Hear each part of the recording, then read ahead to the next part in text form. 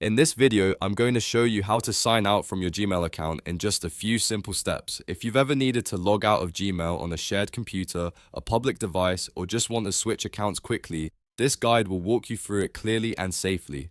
And if this video helps, make sure to hit the like button and subscribe for more easy tech tutorials. Let's jump right in. First, open your browser and go to mail.google.com.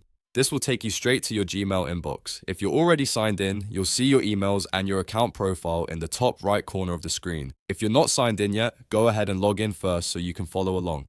Now look at the top right corner of the page. You should see your profile picture or your account initial inside a circle. This small icon is where Google keeps your account options, including switching accounts and signing out. Click on your profile picture once to open the account menu.